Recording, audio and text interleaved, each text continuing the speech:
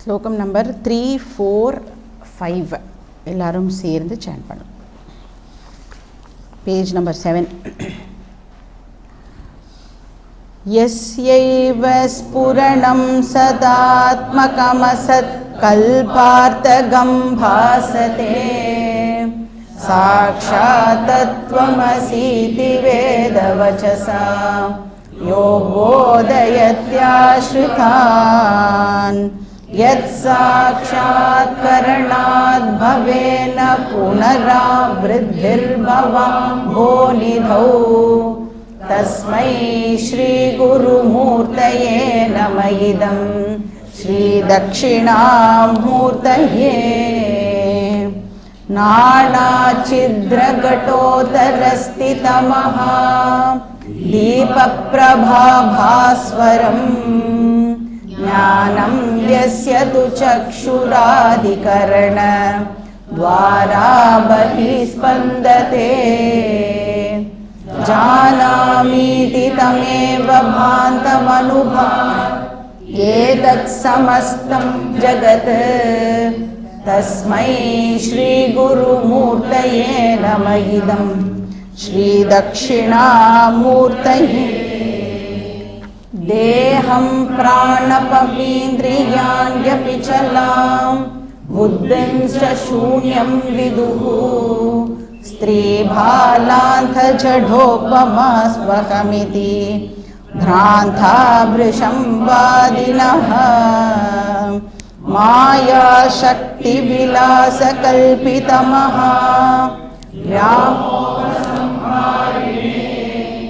तस्मै श्रीगुरुमूर्तये नमः इदं श्रीदक्षिणामूर्तये.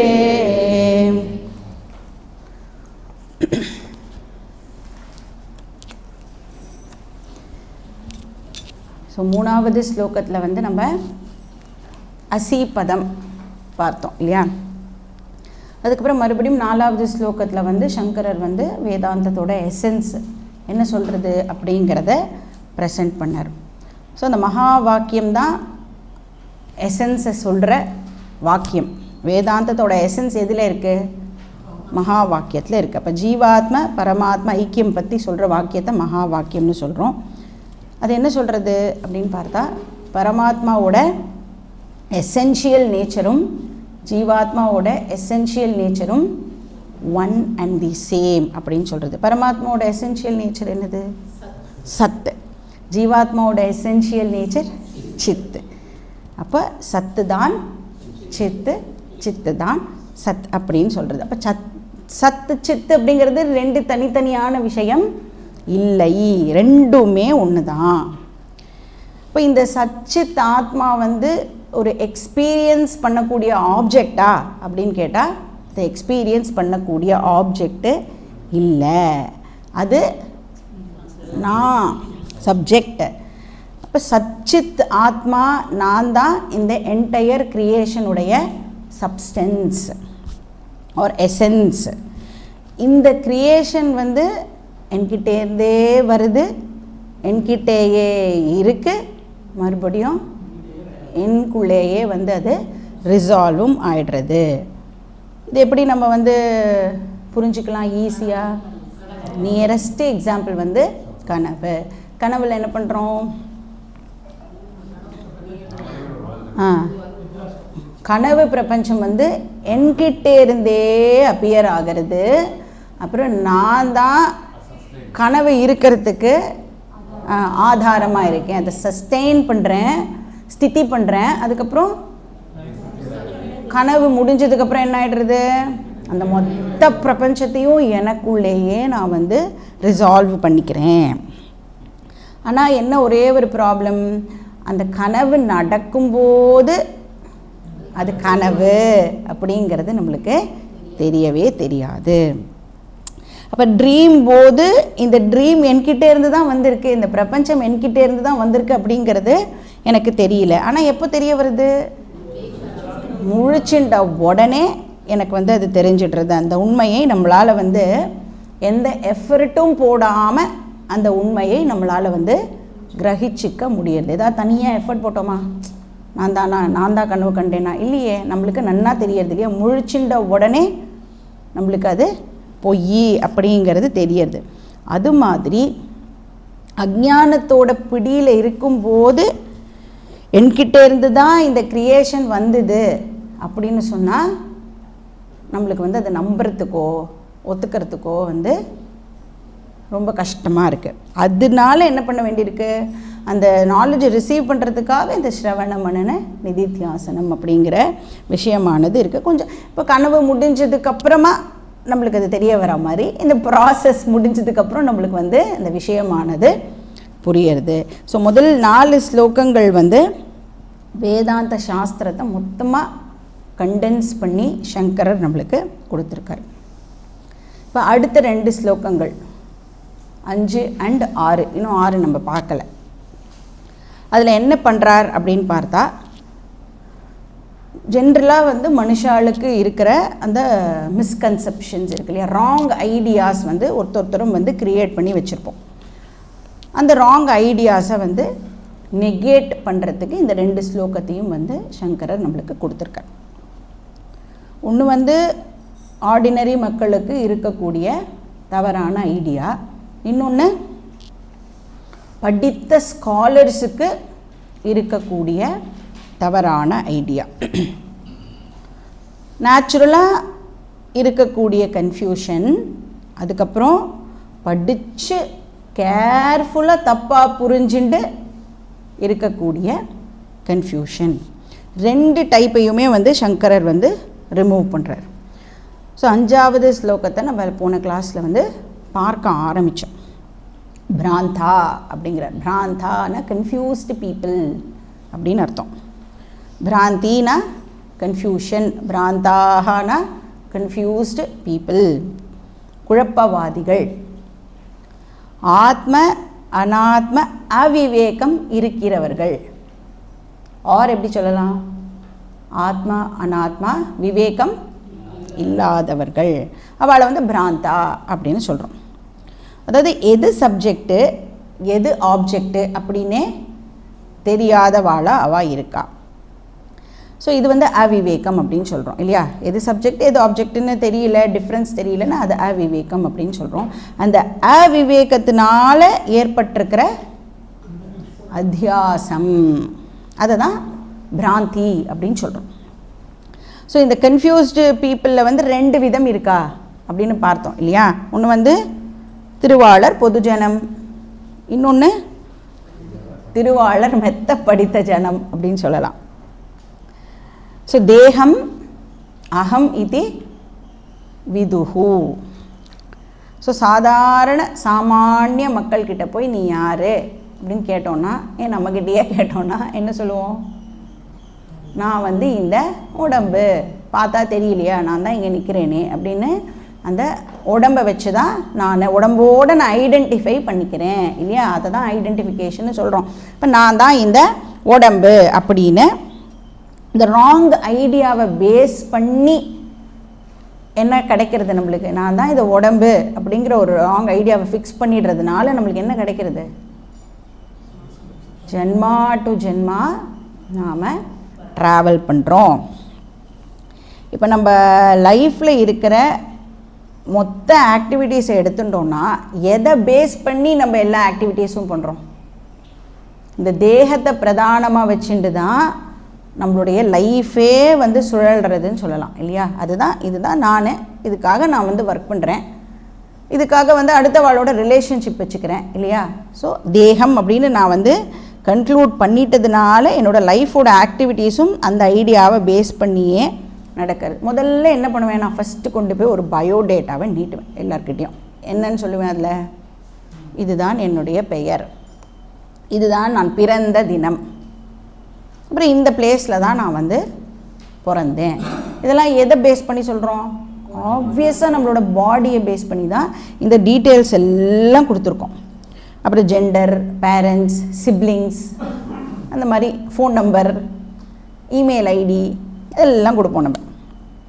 அப்போ இது வந்து ஒரு லேமேனோட கன்ஃபியூஷன் அப்படின்னு சொல்லலாம். பொதுவாக எல்லாருக்குமே இருக்கக்கூடிய கன்ஃபியூஷன். இதை வந்து சார்வாக மதம் அப்படின்னு சொல்கிறோம். அடுத்தது என்னது, பிராணன். பிராணன் தான் அகம் அப்படின்னு சொல்கிற ஒரு குரூப் இருக்குது. கொஞ்சம் அவள் வந்து முன்னேறினவா அப்படின்னு அவளே சொல்லிக்கிறாள். அதாவது தேகம் இல்லை, கண்ணுக்கு தெரியாத அந்த பிராணன் இருக்கிறதுனால தானேப்பா வந்து லைஃபே வந்து ஓடுறது, அதனால் வந்து பிராணன் தான் நான்.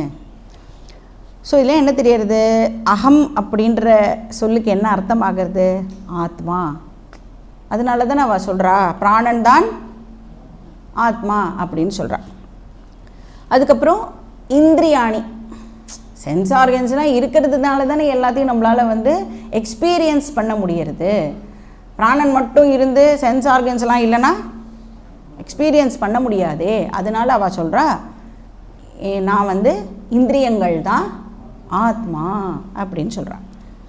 இந்திரியாணி அகமிதி விதுஹு அப்படி போட்டுக்கணும் ஒன்றுத்துக்கும். இது எல்லாமே வந்து ஆர்டினரி மக்களுடைய கன்ஃபியூஷன் அப்படின்னு சொல்லலாம். அடுத்தது வரா யார், பௌத்த மதம்.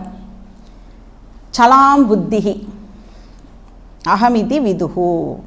சலாம் புத்தி அப்படின்னா என்னன்னு பார்த்தோம், மாறிண்டே இருக்கக்கூடிய தாட்ஸு. அவளுக்கு இன்னொரு பேர் இருக்குது, ஷணிக விஞ்ஞானி அப்படின்னு சொல்லலாம், இல்லை ஷணிக விஞ்ஞானம் அந்த தத்துவத்துடைய பேர். ஸோ க்ஷணத்துக்கு க்ஷணம் மாறக்கூடிய அந்த தாட்ஸ் தான் ஆத்மா அவளை பொறுத்த வரைக்கும். ஸோ யோகாச்சார குரூப் அப்படின்னும் இவளுக்கு பேர் இருக்குது. அப்புறம் இதுலேயே இன்னொரு குரூப் பார்த்தோம். அவள் என்ன சொல்கிறா, சூன்யம் அகம் இதி விதுஹு. ஸோ அந்த அகம் அப்படிங்கிறது வந்து ஸ்லோகத்தில் 2வது லைனில் இருக்கும். நம்ம எடுத்து எல்லாத்தோடையும் நம்ம வந்து போட்டுக்கணும். அவள் இப்படி சொல்கிறா, நான் தான் அது, நான் தான் அது அப்படி சொல்கிறான். அதுக்கப்புறம் என்ன பார்த்தோம், ஏன் இவள் இப்படியெல்லாம் சொல்கிறா, விதவிதமாக ஏன் இவாளாலெல்லாம் வந்து இந்த மாதிரி சொல்ல முடியறது, கரெக்டாக தானே இந்த சாஸ்திரம் சொல்கிறது அப்படின்னு பார்த்தா, நம்ம வந்து ஒரு விஷயத்தை அண்டர்ஸ்டாண்ட் பண்ணிக்கணும் அப்படின்னா என்ன தேவைப்படுறது, நம்மளுக்கு ஒரு அந்தக்கரணம் வந்து நம்மளுக்கு தேவைப்படுறது. அப்போ அந்த அந்தக்கரணம் வந்து அந்த விஷயத்தை கிரகிக்கக்கூடிய பாத்திரமாக இருந்தால் தான் கரெக்டாக அந்த விஷயத்தை நம்மளால் கிரகிக்க முடியும் இல்லையா. இப்போ அந்த அந்தக்கரணத்தில் கொஞ்சம் டிஃபெக்ட்ஸ் ஏதாவது இருந்தது அப்படின்னு சொன்னால் அதனால கரெக்டாக அந்த விஷயத்தை கிரகிக்க முடியாமல் ராங்காக இன்டர்பிரேட் பண்ணுறதுக்கு வந்து நிறையா சான்சஸ் இருக்குது அப்படின்னு சங்கரர் வந்து அந்த அந்தக்கரண டிஃபெக்ட்ஸ் பற்றியும் வந்து சொல்கிறார். என்ன சொல்கிறார், ஸ்திரீ பாலாந்த ஜடோபமாஸ்த்வஹமிதி. இப்போ இந்த சூன்யவாதி இருக்காள், அந்த சூன்யவாதியோடைய தத்துவத்துக்கு பேர் சூன்யவாதகா, அந்த மாதிரி சொல்கிறவாள் சூன்யவாதி அப்படின்னு சொல்கிறோம். அவள் என்ன சொல்கிறா, இருக்கிறது என்னவா அவளை பொறுத்த வரைக்கும், என்ன இருக்கான், ஒன்றும் இல்லை அப்படின்னு சொல்கிறா. ஸோ ஒன்றுமே இல்லை, எம்டினஸ், அதுதான் ஆத்மா அப்படின்னு சொல்கிறா. அதாவது என்ன சொல்கிறான்னா, என்னோடய எசென்ஷியல் நேச்சர் வந்து சூன்யம். நம்மளால் ஒத்துக்க முடியறதா இதை, ஸோ என்னுடைய எசென்ஷியல் நேச்சர் சூன்யம், இந்த வேர்ல்டோட எசென்ஷியல் நேச்சர் சூன்யம் அப்படின்னு சொல்கிறா. சரி, எதை பேஸ் பண்ணி இவ வந்து சூன்யம் தான் இருக்குன்னு சொல்கிறா? இருக்கு இல்லை, ஒன்றுமே இல்லைன்னு சொல்கிறா. அப்படின்னு பார்த்தா டீப் ஸ்லீப் ஸ்டேட்டை வந்து அவள் அதுக்கு ஆதாரமாக எடுத்துக்கிறாள். சுஷுப்தி அவஸ்தா, ரொம்ப அந்த சுஷுப்தி அவஸ்தாவை இவாள மாதிரி வந்து அனலைஸே பண்ணியிருக்க முடியாது. அப்படி அனலைஸ் பண்ணி என்ன கன்க்ளூட் பண்ணுறா? ரொம்ப கேர்ஃபுல்லாக அனலைஸ் பண்ணி கேர்ஃபுல்லாக தப்பாக கன்க்ளூட் பண்ணியிருக்கா. நான் வந்து டீப் ஸ்லீப் ஸ்டேட்டில் என்ன எக்ஸ்பீரியன்ஸ் பண்ணுறேனோ அதுதான் நான் அப்படின்னு அவள் வந்து ராங்காக கன்க்ளூட் பண்ணியிருக்கா. ஸோ சுஷுப்தி அவஸ்தாவில் வேர்ல்டு இருக்காது, நானும் இல்லை, தூங்கும் பொழுது நான் அப்படின்னு நான் சொல்கிறது இல்லை, அதனால் நான் இல்லை, வேர்ல்டும் இல்லை. அப்போ எது அல்டிமேட்டு? எம்டினஸ் தான் அல்டிமேட், ஒன்றுமே இல்லை, அதனால் அதுதான் அல்டிமேட் அப்படின்னு சொல்கிற இந்த ஒரு புத்திசம் குரூப், நத்திங்கிசம் அப்படின்னு சொல்லுவா இதை. ஸோ இந்த குரூப் வந்து சூன்யவாதி குரூப். ஸோ இப்போ நம்ம பார்த்த அத்தனை மக்களுக்கும் வந்து எது காமனாக இருக்குது? தேகம் அகம் சொல்கிறவா, பிராணன் அகம் சொல்கிறவா, இந்திரியாணி அகம்னு சொல்கிறவா, இவாக்கிட்டலாம் என்ன காமனாக இருக்குது? இப்போ நம்ம பார்த்தவாக்கிட்டலாம் கன்ஃபியூஷன் வந்து காமனாக இருக்குது, பிராந்தா டெல்யூஷன் இருக்குது. ஸோ இவா வந்து கன்ஃபியூஸ்டு மட்டும் இல்லை, தப்பான கன்க்ளூஷனும் அது மூலமாக பண்ணி வச்சிருக்கா. இதில் வந்து ரொம்ப வருத்தப்படக்கூடிய விஷயம் என்ன அப்படின்னா, அவளை திருத்திக்கிறதுக்கு கூட அவள் வந்து சான்ஸே கொடுக்காம நான் தான் கரெக்டு அப்படின்னு டிசைட் பண்ணி வச்சுருக்கா. திருத்திக்கிறதுக்கே ரெடியாக இல்லை. சரி, தப்பு பண்ணுறதுங்கிறது ரொம்ப சகஜமான ஒரு விஷயம், நத்திங் ராங். இன்ஃபேக்ட் மனுஷனுக்கு அந்த ப்ரிவிலேஜ் உண்டு. யாருக்கு தப்பு பண்ணுறதுக்கு ப்ரிவிலேஜ் கிடையாது? பகவானுக்கு தப்பு பண்ணுறதுக்கு ப்ரிவிலேஜ் கிடையாது, மனுஷனுக்கு உண்டு, பண்ணலாம், தப்பு பண்ணலாம். பட் தப்பு திருத்திக்கணும்னு சொன்னால் நான் ஃபஸ்ட்டு அவைலபிளாக இருக்கணும்ல, என் காதையாவது கொடுக்கணும் இல்லை, நான் ஃபஸ்ட்டு அவைலபிளாக இருந்தால் தானே நான் என்ன பண்ணுறது தப்பா இல்லையா அப்படின்னு இன்னொருத்தரால் சொல்ல முடியும். அதுவே வந்து இந்த இடத்துல இல்லை.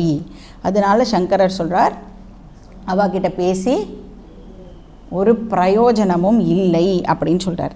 ஏன்னா அவள் வந்து பிருஷம்வாதினஹா, பயங்கரமாக ஆர்கியூ பண்ணக்கூடியவா, விட்டா அடிச்சிடுவா நம்மளை, அந்த மாதிரி ஃபியர்ஸ்ஃபுல்லாக வந்து ஆர்கியூ பண்ணக்கூடியவர்கள். இப்போ வந்து இந்த நிறைய நம்மளுக்கு தோணும், எவ்வளவோ ரிஷி மகான்கள்லாம் இருக்கா, அவள்லாம் வந்து கொஞ்சம் கருணையோடு போய் அவகிட்ட எடுத்து சொன்னால் அவளும் தானே திருந்துவா அப்படின்னா அவள்லாம் அவகிட்டக்கே போக முடியாது, கிட்டக்கே விட மாட்டான் அந்த மாதிரி.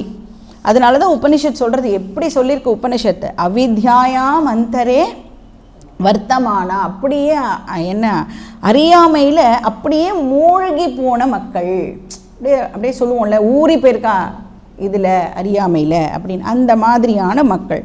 அண்ட் அவளுடைய அந்த அரகண்ட் ஆட்டிடியூட். இதனால தான் சொல்கிறோம் கிருஷ்ணர் எவ்வளோ வேல்யூஸ் சொல்கிறார். இந்த நாலேஜ் வந்து நம்மளுக்கு கிடைக்கணும் அப்படின்னா வேல்யூஸ் எல்லாம் தேவைப்படுறது, அமானித்வம் மதம்பித்வம் சும்மா கிடையாது இதெல்லாம். அப்போ இந்த மாதிரி இவ்வளோ அரகண்ட் ஆட்டிடியூட் இருந்ததுன்னா நாம் என்ன பண்ணுவோம்? சாஸ்திரமே இருக்கிறதே நம்மளுக்கு கண்ணுக்கு தெரியாது இல்லையா? ஸோ ராங்காக கன்க்ளூட் பண்ணிக்கிறதுக்கு நிறையா சான்சஸ் இருக்குது. ஐ நோ எவ்ரி திங் அப்படின்னு சொல்லிடுவா. அப்புறம் whatever I know is correct, முடிஞ்சே போச்சு அங்கேயே. ஸ்வயம் தீராகா, அவளே சொல்லிப்பாளாம் அவளை, நான் தான் பண்டிதன் அப்படின்னு. ஸ்வயம் தீராகா பண்டிதம் மன்யமானா, அவள் நினச்சிக்கிறா நான் தான் வந்து கிரேட்டு, என்ன மாதிரி ஒரு ஸ்காலர் வந்து இந்த உலகத்தில் இல்லவே இல்லை அப்படின்னு. அதான் நான் ஆம்னிஷியன்ட் அப்படி சொல்லிடுவா. சரி, ஆம்னிஷியன்ட் ஸ்பெல்லிங் தெரியுமா உனக்கு அப்படின்னா தப்பாக எழுதுவா அந்த மாதிரி. ஸோ அந்த மாதிரி மக்களுக்கு முன்னாடி பகவானுடைய கம்பேஷன் கூட ஒன்றுமே பண்ண முடியாதுங்கிறார் சங்கரர். பகவான் ரெடியாக தான் இருக்கார் நம்மளுக்கு ஹெல்ப் பண்ணுறதுக்கு. கம்பேஷனேட் ஒரு பார்ஷியாலிட்டிலாம் பகவானால் வந்து நம்ம நினச்சா கூட பகவானால் வந்து பார்ஷியலாக இருக்கவே முடியாது. அப்போ அந்த கம்பேஷனை கூட நம்ம டிசர்வ் பண்ணினாதான் அந்த கம்பேஷன் வந்து அப்ளை ஆகும். நம்ம டிசர்வ் பண்ணலைன்னா, இப்போ வந்து வாட்டர் டேங்க்கில் தண்ணி ஃபுல்லாக இருக்குது, குழாவும் இருக்குது. ஆனால் நான் போய் என்ன பண்ணணும்? நான் குழா திறக்க மாட்டேன், ஆனால் தண்ணி வரணும். எப்படி வரும்? ஸோ பகவானுடைய கம்பேஷனால் கூட அவளை ஒன்றுமே பண்ண முடியல. ஸோ நான் எப்போவுமே கரெக்டு அப்படின்னு சொல்கிறவாக்கிட்ட பகவானால் கூட ஹெல்ப் பண்ண முடியாது. ஸோ வந்து ஒரு வேளை நான் சொல்கிறது தப்பாக இருக்குமோ அப்படின்னு ஒரு செகண்ட் அவள் யோசிச்சா கூட பகவான் ரெடியாக இருக்கார் ஹெல்ப் பண்ணுறதுக்கு. டக்குன்னு யாரையாவது கொண்டு போய் விட்டு அவளை திருத்திக்கிறதுக்கு ஒரு சான்ஸ் கொடுப்பார். நான் பண்ணுறது தான் ரைட்டுன்னு நினச்சிக்கிறவாளை ஒன்றுமே பண்ண முடியாது. அதனாலமா வைஸ் பீப்புளெலாம் இந்த மாதிரி இவாளோட இந்த வாதம் பண்ணுறது அப்படிங்கிறதே வந்து ஜென்ரலாக பண்ணவே மாட்டான். என்ன பண்ணுவா? ஹாய் ஹலோ அதோட ஸ்டாப். சீரியஸாக வந்து பேசி அவளோட டைமை வந்து அவள் வேஸ்ட்டே பண்ணிக்க மாட்டான். ஏன்னா நமக்கு பேசுகிறது காது கொடுத்து கேட்க மாட்டான்னு தெரிஞ்சிடுதுன்னா யாராவது போய் டைம் வேஸ்ட் பண்ணுவோமா? நம்மளே சும்மா நம்ம ஒரு விஷயம் இன்னொருத்தர்கிட்ட சொல்கிறோம், அவள் கேட்கலன்னு தெரிஞ்சால் என்ன பண்ணுவோம்? கண்டிப்பாக அவளோட பேசுகிறத எப்படியாவது ஸ்டாப் பண்ணிவிட்டு வந்துடுவோம் இல்லையா? அப்போ வைஸ் பீப்புள் ஆப்வியஸாக என்ன பண்ணுவா? வைஸ் பீப்புள் பேசினாலே என்னை பற்றி பேசுவா? நீ சௌக்கியமாக நான் சௌக்கியமாக பேச மாட்டா. இந்த மாதிரி இந்த விஷயங்கள் தான் பேசுகிறதுக்கு அவளுக்கு தெரியும். அப்போ அவள் பேசினா அவள் காது கொடுத்து கேட்க போகிறது இல்லைன்றதுனால அவள் பேசாமலே வந்துடுவா. ஸோ அந்த டிஃபெக்ட்ஸ் அதனால் என்ன ஏன் இப்படி இருக்கா அப்படின்னா அவளுக்கு நிறைய ஆப்ஸ்டிக்கிள்ஸ் வந்து இருக்குது. அந்த அந்தக்கரணத்துக்கு நிறையா ஆப்ஸ்டிக்கிள்ஸ் இருக்குது. ஸ்திரீ பாலா அந்த ஜட உபமா, ஜடோபமா இருக்கு இல்லையா? ஜட உபமா அப்படின்னு பிரிச்சுக்கணும். உபமானா அது மாதிரி, கம்பேரபிள் டு. உபமாங்கிறது 5வது டிஃபெக்ட் இல்லை. ஸோ இந்த 4ம் வந்து புத்தியில் இருக்கிற டிஃபெக்ட்ஸை குறிக்கிறது. அப்போ இந்த டிஃபெக்ட் எல்லாம் இருக்கிற அந்த காரணத்தினால தான் இந்த மிஸ்டேக்கு கமிட் ஆகிறது. ஸோ ஃபஸ்ட்டு ஸ்திரீ, ஸ்திரீனா ஃபீமேல் இல்லை, அதை நல்லா போட்டுக்கணும். ஆனால் யாருடைய இன்டெலெக்ட் வந்து ரொம்ப இமோஷ்னலாக இருக்கோ, இன்டெலெக்டே இமோஷ்னலாக இருந்ததுன்னா, ஸோ மனசு வந்து புத்தியை ஓவர் பவர் பண்ணிடும். அந்த மாதிரி இன்டெலெக்ட் இருக்கிறவாளுக்கு பகவானை எப்படி பார்க்கணுன்னு அவள் ஆசைப்படுவா அப்படின்னு பார்த்தா, என்றைக்குமே பகவான் ஒரு இண்டிவிஜுவல் பர்சனாக தான் அவளால் பார்க்க முடியும். அவளால் விஸ்வரூப தரிசனத்தை கூட என்கரேஜ் பண்ண முடியாது, என்டர்டெயின் பண்ண முடியாது, அவளால் அப்ரிஷியேட்டே பண்ண முடியாது. எப்பயுமே பகவான் வந்து ஒரு பர்சனல் இண்டிவிஜுவல் பர்சனாக இருக்கணும், ஆனால் எல்லாம் சூப்பர் பவராக இருக்கணும். அவர் அந்த மாதிரி என்னை காப்பாற்றுற எல்லா கேப்பபிலிட்டிஸும் அவருக்கு இருக்கணும், ஆனால் அவர் ஒரு இண்டிவிஜுவலாக இருக்கணும். அப்போ அவள் கிட்ட போய் பகவான் அசப்த ஸ்பரிஷெல்லாம் சொன்னால் நிச்சயமாக அவளால் வந்து ஒத்துக்கவே முடியாது. அவள் என்ன சொல்லுவாள்? அப்படிப்பட்ட பகவானே எனக்கு வேண்டாம் போயான்னு சொல்லி விட்ருவான். நம்மளை வேண்டாம் எனக்கு அப்படின்றவா. இப்போ I want a personal interaction. அந்த மாதிரியான மக்கள் அவளுக்கு யாரை ரொம்ப பிடிக்கும்? கீதா சொல்கிற கண்ணன் அவளுக்கு பிடிக்காது. யாரை பிடிக்கும்? வெண்ணெய் திருடி சாப்பிட்ற கண்ணன் தான் எனக்கு பிடிக்கும். எவ்வளோ அழகாக இருக்குது கண்ணன் வெண்ணெய் திருடி சாப்பிட்டா. நான் வந்து லிட்ரலி ஒரு டிஸ்கோர்ஸில் கேட்டேன், பகவான் ஏன் அவதாரம் பண்ணியிருக்கார்? ஜென்ரலாக நம்ம என்ன சொல்லுவோம்? பகவான் எதற்காக பூமியில் அவதாரம் பண்ணுறார்? தர்மத்தை ரட்சிக்கிறதுக்காக. அது க்ஷீணமாக போயிடுத்துன்னா அதை மறுபடியும் வந்து ரட்சிக்கிறதுக்காக, அதை காப்பாற்றுறதுக்காக பகவான் வந்து அவதரிப்பார். அதுதான் நம்மளுக்கு தெரியும். ஆனால் நான் கேட்டேன், அவள் சொல்கிறா இந்த மாதிரி பகவான் ஏன் தெரியுமா அவதரிச்சிருக்கார், கிருஷ்ணர் ஏன் தெரியுமா அவதரிச்சிருக்கார்? வெண்ணெயை திருடி சாப்பிட்ணுங்கிறதுக்காகவே பகவான் வந்து அவதாரம் பண்ணியிருக்கார். அதில் சைடு ஜாபாக போனா போகிறது, நான் வெண்ணெய் திருடி சாப்பிட்றது தான் என்னோடய மெயின் ஜாப், அதுக்கு தான் நான் வந்திருக்கேன். பர்பஸ் ஆஃப் மை அவதாரம் இஸ் ஸ்டீலிங் பட்டர். ஆனால் சைடில் போனால் போகிறது அப்படின்றதுனால தர்மத்தை வந்து அவர் காப்பாற்றுறாராம். ஸோ அப்போ அவளுடைய இன்டெலெக்ட் எப்படி இருக்குது? இதுதான் இந்த ஸ்திரீ இன்டெலெக்ட்னு அர்த்தம். ஸோ இமோஷன்ஸ்னால் அவ்வளோ டெல்யூட் ஆகி இருக்கிற இன்டெலெக்ட். புத்தி வந்து நான் வேலை பண்ணணும், நகருன்னு சொல்கிறது மனசை. ஆனால் மனசு வந்து நோ நோ நோ, நீ வேலையெல்லாம் பண்ணிடவே கூடாது அப்படின்னு சொல்லி என்ன பண்ணுறது, நான் சொல்கிறது நீ கேளு அப்படின்னு மனசு வந்து புத்தியை போட்டு அப்படியே அமைக்கிடுறது. ஸோ ஒரு புத்திக்கு தெரியும்ல எப்படி ஒரு பர்சனல் காட் வந்து அல்டிமேட்டாக இருக்க முடியும். கொஞ்சம் யோசித்தோன்னா நம்மளாலேயே வந்து அண்டர்ஸ்டாண்ட் பண்ணிக்க முடியும். ஒரு ஒரு ஒரு இண்டிவிஜுவலாக ஒரு காடை வந்து ஒரு இடத்துல வந்து நம்ம லொக்கேட் பண்ணிட்டோன்னு சொன்னால் எப்படி அவரால் வந்து அல்டிமேட்டாக இருக்க முடியும். கொஞ்சம் யோசிக்க விட்டால் கூட புத்தி நம்மளை வந்து கரெக்ட் டைரக்ஷன் கூட்டின்னு போயிடும். ஆனால் யோசிக்க விடாமல் மனசு என்ன பண்ணிடுறது, போட்டு படுத்திடுறது. ஸோ இந்த பவுண்ட்ரி வந்துடும், ஒரு இடத்துல தான் இருக்கார் அப்படின்னா லொக்கேட்டட் ஆகிடுவார் அப்படின்லாம் சொல்கிறோம்ல. அப்புறம் வந்து இப்போ அவதாரம்னு சொன்னால் டைமுக்குள்ளே இருக்காது இல்லையா. அவதாரம் கூட என்ன வந்து போகக்கூடியது, பர்மனெண்ட் கிடையாது அவதாரம். அப்போ பர்மனெண்ட்டாக இருந்தால் ராமர் கிருஷ்ணர் எல்லாம் இப்போ நம்ம கூட இருப்பாளே இல்லையா. ஸோ டைம் அண்ட் ஸ்பேஸுக்குள்ளே அது வந்துடும். இப்போ நிறைய இந்த தர்ஷனங்கள்லாம் இருக்குது. வல்லபாச்சாரிய மதம் அப்படின்னு ஒன்று இருக்குது. அது வந்து யார் அல்டிமேட் ட்ரூத்து அப்படின்னா கிருஷ்ணர் தான் அவளுக்கு வந்து அல்டிமேட் ட்ரூத். சரி, கிருஷ்ணர் அல்டிமேட் ட்ரூத்தாக வச்சுக்கோ, அப்சல்யூட்லி நோ ப்ராப்ளம். ஆனால் கிருஷ்ணரை வந்து நீ வந்து சைத்தன்யமாக பார்க்குறியா, சைத்தன்யமாக நீ வந்து கிருஷ்ணரை வந்து பார்த்து அவர் தான் அல்டிமேட்டுன்னு சொன்னான்னா அப்சல்யூட்லி ஃபைன். ஆனால் அவள் என்ன சொல்லுவா, நோ நோ நோ, சைத்தன்யங்கிற பிஸ்னஸ்லாம் இங்கே கிடையாது, கிருஷ்ணர் ஒரு இண்டிவிஜுவல் பர்சன்ப்பா அப்படி பாப்பா. அதனால் அவளுக்கு எது பிடிக்கும், அதரம் மதுரம் வதனம் மதுரம் அப்படியே இருக்கிறது தான் அவளுக்கு வந்து அப்படியே கிருஷ்ணனை பார்த்து கண்ணீர் வடித்து அது என்ன காதலாகி கசிந்துருகி கண்ணீர் மல்கி அதுதான் அவளுக்கு பிடிச்சதே. மனசுக்கு எது ரொம்ப பிடிக்கும், மனசுக்கு சந்தோஷமாக இருக்கிறது பிடிக்குமா, எப்பயாவது இந்த வருத்தப்பட்டு கவலைப்பட்டு அழுதுன்னு இருக்கிறது பிடிக்குமா, சந்தோஷமாக இருக்கிறது பிடிக்குமா மனசுக்கு.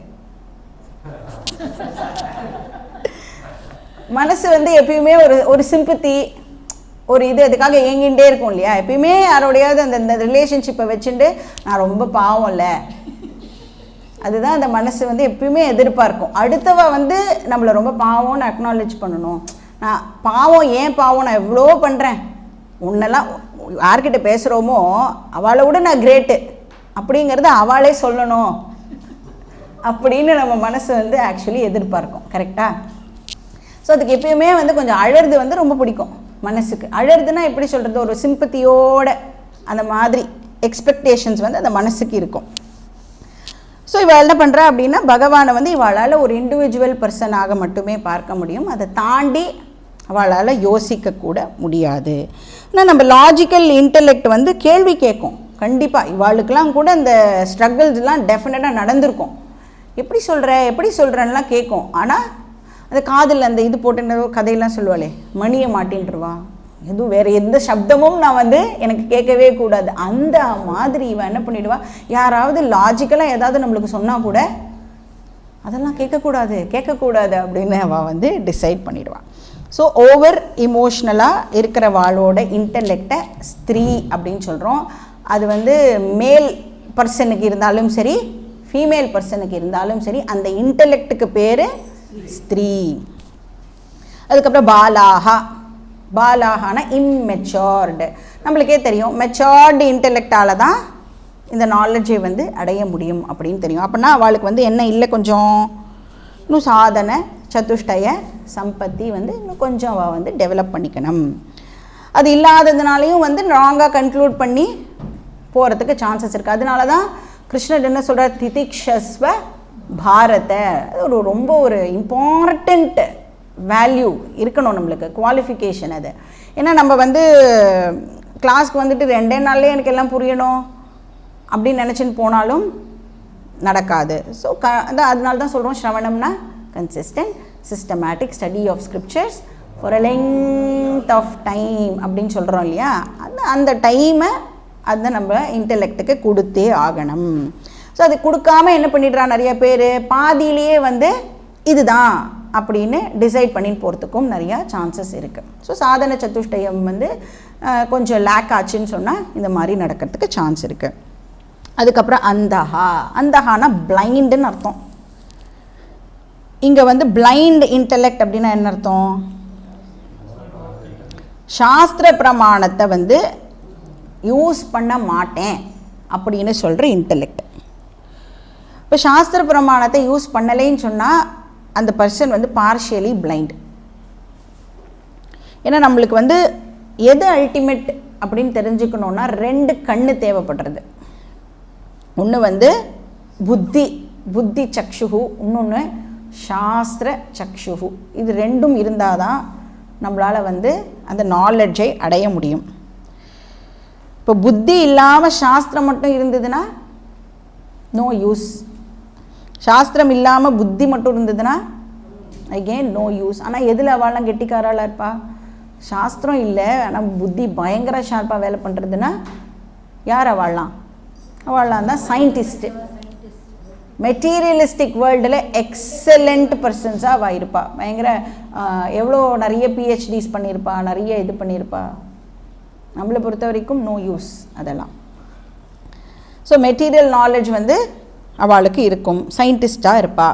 ஆனால் அப்பௌருஷேய விஷயா அது வேணும்னா எங்கே வந்தாகணும்? சாஸ்திரத்துக்கிட்ட தான் நாம் வரணும். சாஸ்திரம்தான் அதுக்கு பிரமாணம்.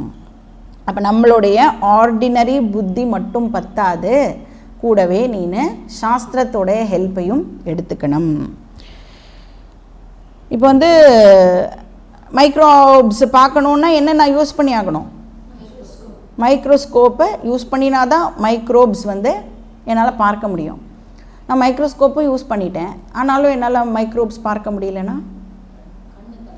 கண்ணில் எனக்கு ப்ராப்ளம் அப்படின்னு அர்த்தம். அதனால் 2மே நம்மளுக்கு தேவை இல்லையா?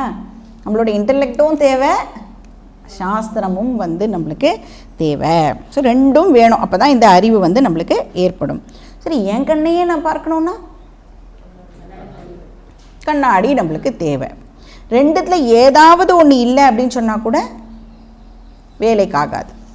ஸோ இந்த மக்கள் எப்படிப்பட்டவா? அந்தஹா சாஸ்திர பிரமாணத்தை அக்செப்ட் பண்ணிக்காதவா. அவள் யூஸ் பண்ணுற கண் என்ன? பின்ன அவள் கண்ணை யூஸ் பண்ணுவா ஆப்வியஸாக. என்ன யூஸ் பண்ணுறா அப்படின்னா லாஜிக், அனுமானம். ஸோ சாஸ்திர ஐய மிஸ் பண்ணுறவா.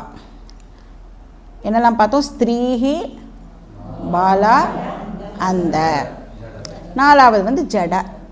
ஜட அப்படிங்கிறது வந்து ஒரு ரிட்டார்டட் இன்டெலெக்ட் அப்படின்னு சொல்லலாம். பாவம், அவளுக்கு வந்து பூர்வ ஜென்ம பிரதிபந்தத்தினால அந்த இன்டெலெக்ட் வந்து டெவலப் ஆகாமல் இருக்கும். ரிட்டார்டட் பர்சன்ஸ்ன்னு சொல்கிறோம் இல்லையா நம்ம, அவளுடைய இன்டெலெக்ட் அது.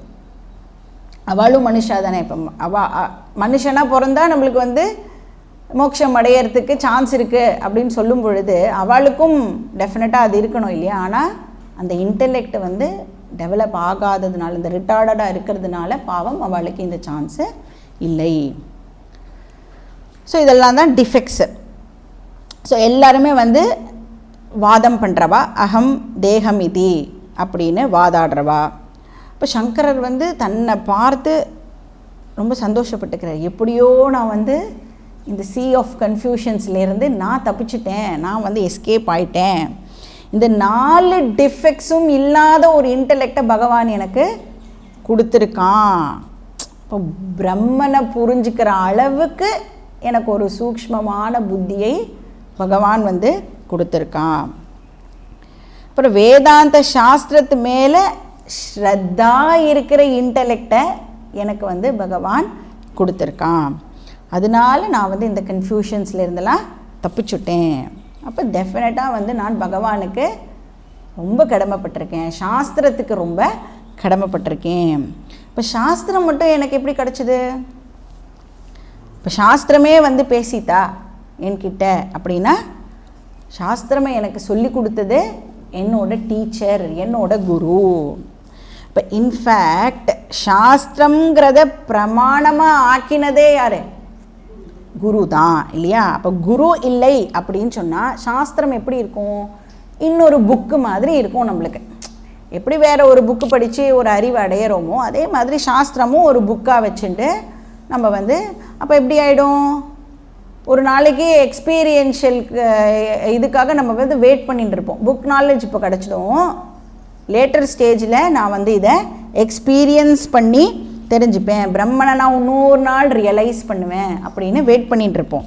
அப்போது குரு மட்டும் வந்து சாஸ்திரத்தை பிரமாணமாக ஆக்கலை அப்படின்னு சொன்னால் இந்த மாதிரி தான் நிறைய தப்புகள் நடக்கும்.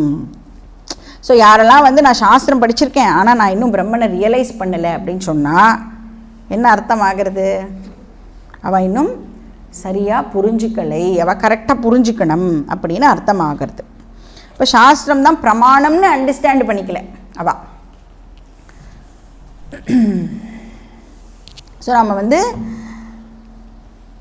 புக் நாலேஜ் அப்படின்னு சொல்லிட்டோன்னா உன்னை பற்றி படித்து இப்போ தெரிஞ்சுப்பேன், அதுக்கப்புறம் வந்து அதை நான் வந்து ரியலைஸ் பண்ணுவேன் அப்படின்னு சொன்னோம் இல்லையா. அதாவது நேரடியாக நான் அதுக்கப்புறமா அதை அனுபவிப்பேன். இப்போ அனாத்மா விஷயத்தில் வந்து இந்த டிவிஷன் ஆனது இருக்குது. Yes, we agree. ஒன்று பற்றி இப்போ நான் தெரிஞ்சுப்பேன், அதுக்கப்புறம் நான் வந்து கொஞ்சம் நாள் கழிச்சோ இல்லை ஆஃப்டர் சம் டைம் நான் வந்து அந்த எக்ஸ்பீரியன்ஸ், டைரக்ட் எக்ஸ்பீரியன்ஸ் எனக்கு கிடைக்கும். ஆனால் சாஸ்திர நாலேஜ் எப்படி? நான் எக்ஸ்பீரியன்ஸ்டு என்டிட்டியே இல்லை, கரெக்டாக? அப்போ ஐ எம் எவர் எக்ஸ்பீரியன்சர். அப்போ செப்பரேட்டாக என்னை எக்ஸ்பீரியன்ஸ் பண்ணணும் அப்படின்னு நினைக்கிறதே ராங் அண்டர்ஸ்டாண்டிங்னால தான். அதனால guru plays a very very important role. So சங்கரர் சொல்கிறார், இந்த சாஸ்திரத்துக்கு நான் வந்து ரொம்ப கடமைப்பட்டிருக்கேன், அதை விட என்னோட குருவுக்கு நான் ரொம்ப கடமைப்பட்டிருக்கேன். ஏன்னா குரு வந்து தன்னோட டீச்சிங் மூலியமாக இந்த விஷயத்தை எனக்கு சொல்லி கொடுத்துருக்கார். எல்லா விதமான கன்ஃபியூஷன்ஸையும் குரு வந்து நீக்கியிருக்கார். அப்படிப்பட்ட குருக்கு என்னுடைய நமஸ்காரம் அப்படின்னு சொல்லிட்டு இப்போ சிஷ்யன் வந்து குருவுக்கு ஒரு டைட்டிலை கொடுக்குறான். பெரிய title, very big title.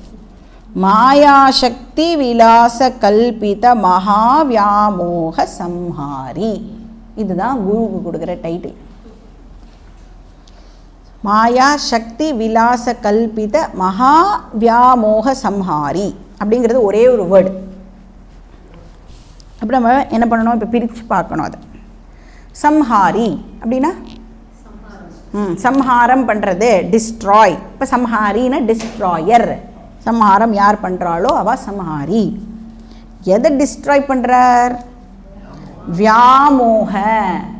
வியாமோகன confusion அப்படின்னு அர்த்தம், டெலியூஷன், பிராந்தி. சரி, எதில் கன்ஃபியூஷன்? நான் யார் அப்படிங்கிறதுல கன்ஃபியூஷன். செல்ஃப் டெலியூஷன் தான் வியாமோக. இப்போ நான் யார் அப்படின்னு தெரிஞ்சிக்காமலேயே நிறையா பேரோட வாழ்க்கை முடிஞ்சு போச்சு, கரெக்டாக? நம்மளுக்கு தெரிஞ்சே நிறைய பேரோட வாழ்க்கை வந்து முடிஞ்சு போயிடுது. இப்போ நான் யாருன்னு தெரியாமலேயே நான் வந்து லைஃப் ஸ்டார்ட் பண்ணி எல்கேஜி, யூகேஜி, ஃபஸ்ட் ஸ்டாண்டர்ட், அப்புறம் வந்து குழந்தையாக இருக்கும்போதே வெஜிடபிள்ஸ் நேம், ஃப்ரூட்ஸ் நேம் எல்லாம் அந்த 2 வயசுக்குள்ளே அதுக்கு சொல்லி கொடுத்து அதை இன்னொருத்தர்கிட்ட வந்து அதை சொல்லி காமிக்க வச்சு tables, numbers, lakhs, thousands, crores ஏன்னா செக்கில் எழுதணுமே. அதுக்கு தானே இந்த நம்பர் சிஸ்டமில் ரைட் இன் வேர்ட்ஸ், அதுக்கு தான் எனக்கு தெரிஞ்சு அதுக்கு தான் நம்ம படிக்கிறோம் செக்கில் எழுதுறதுக்கு. இப்போ அது கூட இனிமேல் யூஸ் ஆகாது, எல்லாமே ஆன்லைன், டிஜிட்டல். எவ்வளோ ஜீரோஸ் போடணுன்னு மட்டும் யூனிட்ஸ், டென்ஸ், ஹண்ட்ரட்ஸ் தெரிஞ்சுட்டா போகிறோம், பிளேஸ் வேல்யூ தெரிஞ்சுட்டா போகிறோம். இப்போ என்ன பண்ணுறோம், நம்ம லைஃப் ஃபுல்லாக ஆரம்பித்து யாருன்னே தெரிஞ்சுக்கிறதுக்கு நாம் வந்து முயற்சி கூட பண்ணுறதில்ல. கஸ்துவம் கோஹம் குத ஆயாத காமே ஜனனி கோமே தாத்த, எங்கே கேட்டிருக்கோம் இதை?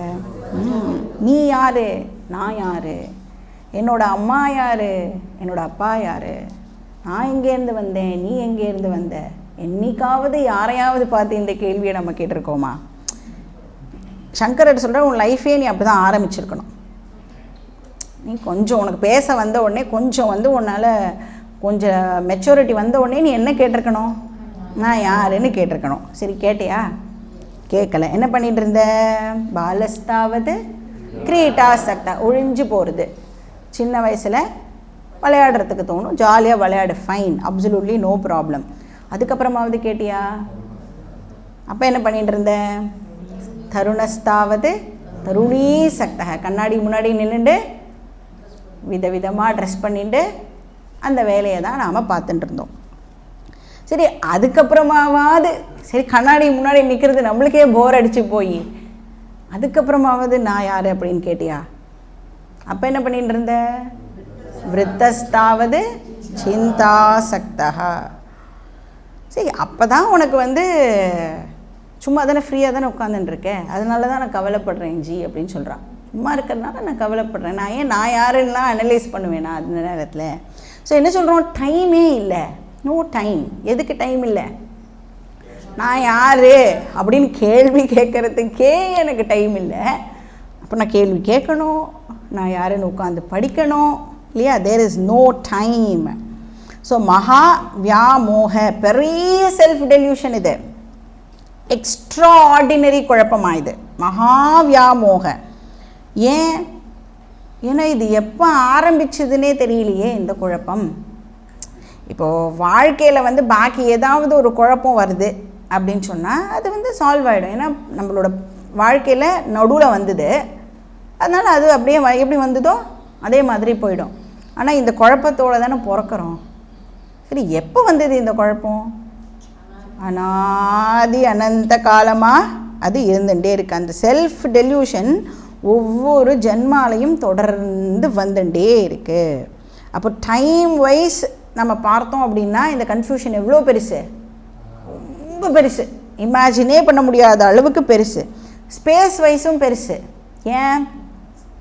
யூனிவர்சல் இந்த கன்ஃபியூஷன் இல்லையா? எல்லாருக்குமே வந்து இந்த கன்ஃபியூஷன் ஆனது இருக்குது. இப்போ மகா வியாமோக, அந்த டெல்யூஷனை என்னோட குரு அழிச்சுட்டார், சம்ஹாரம் பண்ணிட்டார்.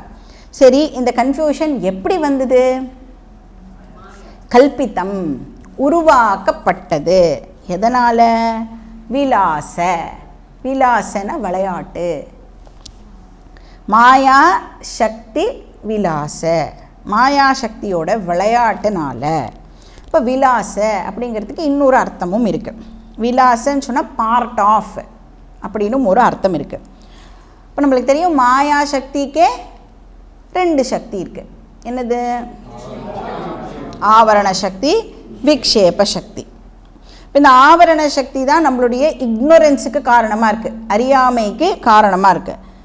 விக்ஷேப சக்தி கன்ஃபியூஷனுக்கு காரணமாக இருக்குது. இப்போ கன்ஃபியூஷன் எதனால் ஏற்பட்டிருக்குன்னா விக்ஷேப சக்தினால். இப்போ வந்து ஒரு கயரை வந்து பாம்பு அப்படின்னு கன்க்ளூட் பண்ணும் பொழுது கயரை வந்து என்ன பண்ணுறது? ஆவரண சக்தி கயரை கவர் பண்ணுறது. அது பாம்பாக இருக்குமோ வேறு ஏதாவதா இருக்குமோ, கயரை தவிர பாக்கி எதெல்லாமோடவோ நாம் வந்து ஐடென்டிஃபை பண்ணுறோம்ல, அதை அந்த ராங் அறிவு, அந்த டெல்யூஷன் இருக்குல்ல, அது எதனால்? விக்ஷேப சக்தினால். ரோப்பை மறைக்கிறது ஆவரண சக்தி, பாம்பாக தெரியறது விக்ஷேப சக்தினால். இப்போ மகா வியாமோக வந்து விக்ஷேப சக்தி ஆஃப் மாயா. அதுதான் வந்து என்ன பண்ணுறதுன்னா இந்த நான் அப்படிங்கிற வார்த்தைக்கு நான் அல்லாத டிஃப்ரெண்ட் மீனிங்ஸ் எல்லாம் நம்மளுக்கு எது கொடுக்கறதுனா விக்ஷேப சக்தி ஆஃப் மாயா. அதுதான் க்ரியேட் பண்ணுறது, தப்பான அர்த்தங்களை அது வந்து க்ரியேட் பண்ணுறது. அந்த டெல்யூஷனை குரு வந்து டிஸ்ட்ராய் பண்ணுறார். ஸோ எப்படி இந்த குரு வந்து இந்த டெல்யூஷனை டிஸ்ட்ராய் பண்ணுறார்?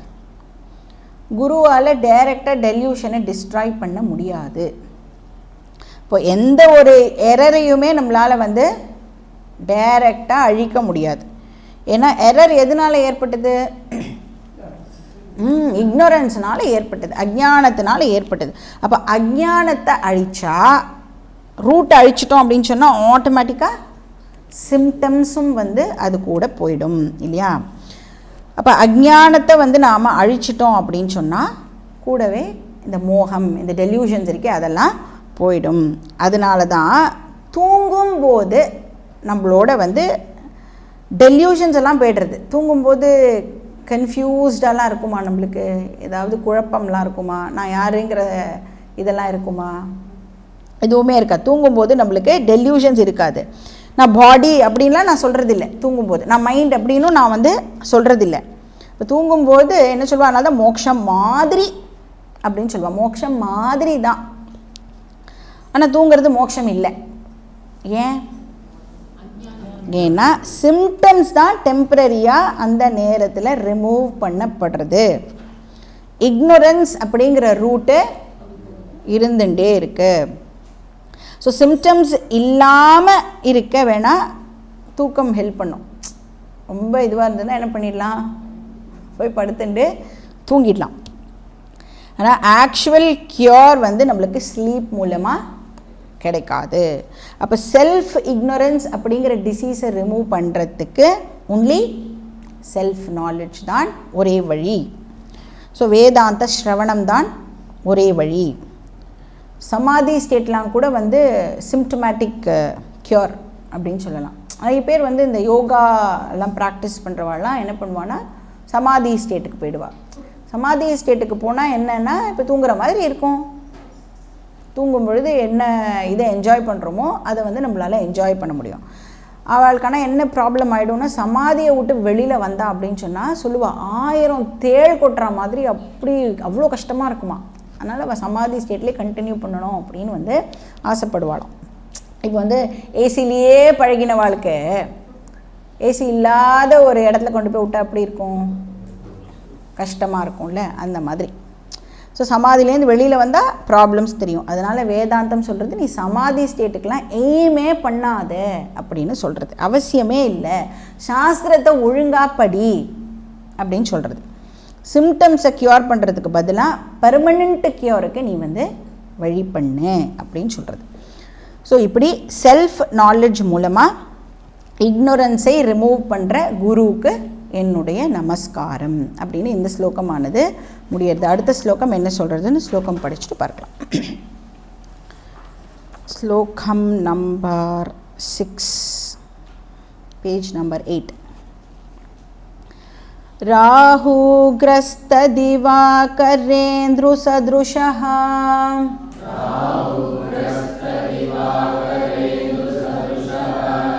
மாயா சமாச்சாதனாத்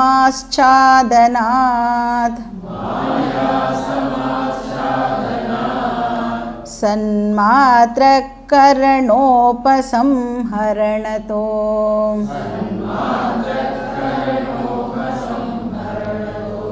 யோ பூத் சுஷுப்தः புமான்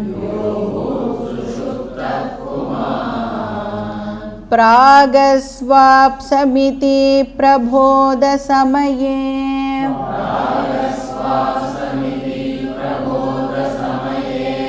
यः प्रत्यभिज्ञायते तस्मै श्रीगुरुमूर्तये नम इदम्.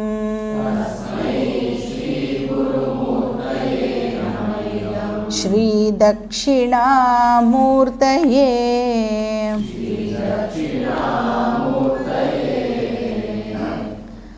போன ஸ்லோகத்தில் நிறைய மிஸ்கன்செப்ஷன்ஸ் சொல்லப்பட்டது. தேகாத்மவாதா, பிராணாத்மவாதா, இந்திரியாத்மவாதா, புத்தியாத்மவாதா, சூன்யாத்மவாதா, இந்த 5 தியரிஸும் வந்து பார்த்தோம். இதெல்லாம் அஜ்ஞானத்தினால ஏற்படுற குழப்பங்கள். இப்போ சங்கரர் வந்து இது எதையுமே வந்து இந்த இடத்துல ரெஃப்யூட் பண்ணல. இதெல்லாம் தப்பு, இதெல்லாம் தப்பு அப்படின்லாம் வந்து ஆர்கியூ பண்ணி ரெஃப்யூட் பண்ணவே இல்லை. என்ன பண்ணியிருக்காருன்னா, என்ன விதமான கன்ஃபியூஷன்ஸ்லாம் இருக்குது அப்படின்னு சொல்லி நம்மளுக்கு லிஸ்ட்டு போட்டு காமிச்சிருக்கார். ஒருவேளை நம்மளுக்கு இந்த மாதிரிலாம் ஏதாவது ஒருவேளை நான் இதாக இருக்குமோ அப்படின்னு நம்மளுக்கு என்றைக்காவது டவுட் வந்ததுன்னா இது கேட்டோன்னா நீ அது கிடையாது அப்படின்னு நாம் தெரிஞ்சுக்கிறதுக்காக லிஸ்ட் ஒன்று போட்டு கொடுத்துருக்கார். ஸோ இந்த மாதிரி வந்து அனர்த்தவாதங்கள்லேருந்து என்னை காப்பாற்றினதுக்கு குருவுக்கு நமஸ்காரமும் வந்து சொல்கிறேன். இப்போ இந்த வாதங்களில் வந்து ஆக்சுவலாக என்ன தப்பு அப்படிங்கிறத பற்றிலாம் சங்கரர் நம்மளுக்கு எக்ஸ்பிளைன் பண்ணவே இல்லை. ஏன்னா இந்த தட்சிணாமூர்த்தி ஸ்தோத்திரம் அப்படிங்கிறது வந்து வெறும்ன வேதாந்தத்தோட எசன்ஸை சொல்கிற ஸ்லோகம் அப்படின்னு பார்த்தோம்.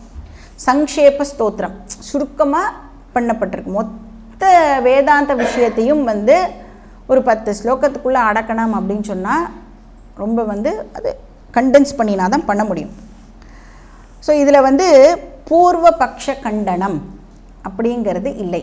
பூர்வ பக்ஷ அப்படின்னு சொன்னால் என்ன அர்த்தம்னா, யார் வந்து வேதாந்தத்துக்கு விரோதமாக கருத்துக்களை முன்வைக்கிறார்களோ அவளை வந்து பூர்வ பக்ஷ அப்படின்னு சொல்லுவோம். வேதாந்தம் லாஜிக்கல் கிடையாது அப்படின்னு சொல்கிறவாளை பூர்வ பக்ஷ அப்படின்னு சொல்லுவோம். இப்போ வந்து நம்ம சில டெக்ஸ்டெலாம் படிக்கும் பொழுது ஏன் இப்படி இந்த வார்த்தைக்கு ஏன் இந்த அர்த்தம் தான் எடுத்துக்கணும், ஏன் அந்த அர்த்தம் எடுத்துக்கக்கூடாது அப்படின்னு ஆத்தரே வந்து சம்டைம்ஸ் கேள்வியை கேட்டு அதுக்கு ஆத்தரே வந்து ஆன்சரும் பண்ணியிருப்பார். இப்போ விவேக சூடாமணிலாம் எடுத்துட்டோன்னா பூர்வபக்ஷ கேள்வி கேட்குற மாதிரி கேட்டு அதுக்கு ஆன்சர் ஆனதும் வந்து நம்மளுக்கு இருக்கும். அப்போ அந்த மாதிரி வந்து அந்த ஸ்டைலில் இந்த டெக்ஸ்ட்டை வந்து சங்கரர் பண்ணியிருக்காரா அப்படின்னா அந்த ஸ்டைலில் இந்த டெக்ஸ்ட்டை சங்கரர் பண்ணலை.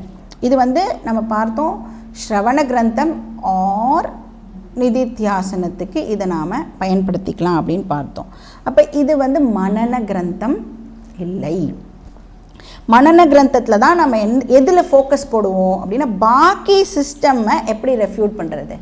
யாராவது என்கிட்ட வந்து பேசினான்னா நான் எப்படி அவளை வந்து ரெஃப்யூட் பண்ணுறது, அவள் என்ன சொல்லுவா, அதுக்கு நான் வந்து என்ன கவுண்டர் பண்ணணும்.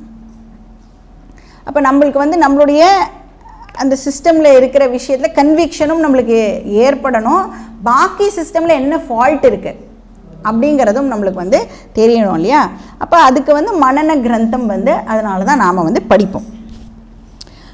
ஆனால் அது பண்ணுறதுக்கு ஃபஸ்ட்டு என்ன பண்ணியிருக்கணும், ஸ்ரவணம் முதல்ல நன்னா பண்ணணும். முதல்ல இந்த டீச்சிங்கை ஃபஸ்ட்டு நன்னா அண்டர்ஸ்டாண்ட் பண்ணிக்கணும். நம்மளுக்கு எப்பயுமே எதில் இன்ட்ரெஸ்ட் இருக்கும், இது இருக்கட்டும் வெயிட் பண்ணுங்க அவள் என்ன சொல்கிறா, அது வந்து இப்போ போவே கூடாது. என்ன பண்ணணும், இதில் ஏதோ இருக்குல்ல அதை வந்து முதல்ல நன்னா நாம் படிக்கணும். மற்ற சிஸ்டம்ஸோட மிஸ்டேக்கை ஃபோக்கஸ் பண்ணுறதுக்கு பேர் மனனம். அப்போ தட்சிணாமூர்த்தி ஸ்தோத்திரம் வந்து ஒரு ஸ்ரவணப்பிரதான கிரந்தம்னு சொல்லலாம். ஸ்ரவண மனனம் முடித்தவாளுக்கு நிதித்தியாசனத்துக்காகவும் இந்த ஸ்லோகங்களை பயன்படுத்திக்கலாம். ஸோ அதனால் டீட்டெயில்டாக ரெஃப்யூட் பண்ணுற மாதிரி ஸ்லோகங்கள் இந்த கிரந்தத்தில் இல்லை.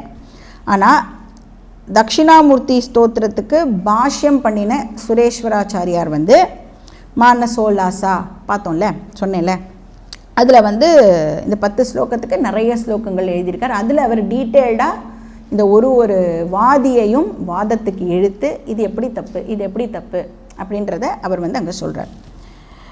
பட் சங்கரர் வந்து அந்த மெத்தடை இங்கே ஃபாலோ பண்ணலை. ஆனால் இன்னொரு ஷார்ட்கட் மெத்தடை வந்து சங்கரர் இங்கே ஃபாலோ பண்ணுறார். அதுக்கு என்ன பேர் அப்படின்னா பிரதம மல்ல நியாய அப்படின்னு பேர். இப்போ சப்போஸ் வந்து உங்களுக்கு ஒரு பாக்ஸிங் சாம்பியன் ஆகணும் அப்படின்னு வச்சுக்கோங்க. இப்போ ஒலிம்பிக்ஸ்லலாம் அந்த இதெல்லாம் நடந்ததில்ல, இப்போ பாக்ஸிங் சாம்பியனாக நான் ஆகணும் அப்படின்னு நான் டிசைட் பண்ணிட்டேன். இப்போ நான் என்ன பண்ணணும், ஃபஸ்ட்டு பாக்ஸிங் கற்றுக்கணும். ரைட், எனக்கு பாக்ஸிங்லாம் ரொம்ப நல்லா தெரியும், நல்லா ட்ரைனிங்லாம் எல்லாமே எடுத்துட்டேன். இப்போ நான் தான் வேர்ல்டு நம்பர் 1 ஆகணும் அப்படின்னா, இப்போ நான் வந்து இங்கே மஞ்சக்குடியில் இருக்கேன். இப்போ மஞ்சக்குடியில் ஒரு தெருவாக போய் கமான் யாருக்கெல்லாம் பாக்ஸிங் தெரியும் வாங்கோ என்னோட சண்டை போடுங்கோ அப்படின்னு தெருவாக போய் கேட்டு, அப்புறம் மஞ்சக்குடி கிராமத்தை முடித்து 6ல் எவ்வளோ கிராமங்கள் இருக்குது அத்தனை கிராமங்கள்லையும் போய் ஒரு ஸ்ட்ரீட்டாக போய் கேட்டுட்டு இருந்தால் வேலைக்காகாது. என்றைக்கு எனக்கு வயசாகிடும் இல்லையா, பாக்ஸிங் பண்ணுற சக்தியே நம்மளுக்கு போயிடும். அப்போ நம்ம என்ன பண்ணணும், நான் தான் வேர்ல்டு நம்பர் 1 அப்படின்னு ப்ரூவ் பண்ணணும்னா நான் என்ன பண்ணணும், யார் ஆல்ரெடி வேர்ல்டு நம்பர் 1 இருக்காளோ அவளை நான் ஜெயிச்சிட்டேன், அவளை சேலஞ்ச் பண்ணி நான் ஜெயிச்சிட்டேன் அப்படின்னு சொன்னால் நான் வந்து வேர்ல்டு நம்பர் 1. இப்போ எனக்கு வேர்ல்டு நம்பர் 1 யாருன்னு ஃபர்ஸ்ட் ஆஃப் ஆல் தெரியாது. ஸோ நான் என்ன பண்ணுவேன், கூகுள் பண்ணி தெரிஞ்சுப்பேன் இல்லையா. அப்போ சங்கரரோட பீரியடில் இந்த வாதீஸ்லாம் இருந்தால இதில் வந்து யார் நம்பர் 1 இருந்தா அப்படின்னு பார்த்தோன்னா சூன்யவாதி. அப்போது வந்து இப்போ கரண்ட்டாக இருக்கிற வேர்ல்டு நம்பர் 1 பாக்ஸிங் சாம்பியன் எப்படி வேர்ல்டு நம்பர் 1 இருந்திருப்பான், மற்றவாளெல்லாம் வீழ்த்தினால தான் இன்றைக்கி அவன் வந்து வேர்ல்டு நம்பர் 1 இல்லையா. அப்போ இந்த சூன்யவாதி என்ன பண்ணி வச்சுருக்கான்னா ஆல்ரெடி பாக்கி வாதிஸ் எல்லாம் அவன் வீழ்த்திட்டான். அவன் தான் அந்த நேரத்தில் வந்து டாப் ஸ்டேஜில் நின்றுட்டுருக்கான் ட்ராஃபியோட. நான் தான் வேர்ல்டு நம்பர் 1 அப்படின்னு அவன் நின்றுட்டுருக்கான். ஏன்னா அவன் ஆர்கியூ பண்ணி நம்மளுக்காக அவனே எல்லா வேலையும் பண்ணி முடிச்சிட்டான். இப்போ நம்ம என்ன பண்ணினா போகிறோம், சூன்யவாதி நீ தப்பு அப்படின்னு ப்ரூவ் பண்ணினா பாக்கி எல்லாம் ஆல்ரெடி அவன் டிஸ்மிஸ் பண்ணிட்டான்ல, தேர்ஃபோர் பாக்கி எல்லா வாதங்களும் வந்து ஆட்டோமேட்டிக்காக வந்து இப்போ டிஸ்மிஸ் ஆகிடும்.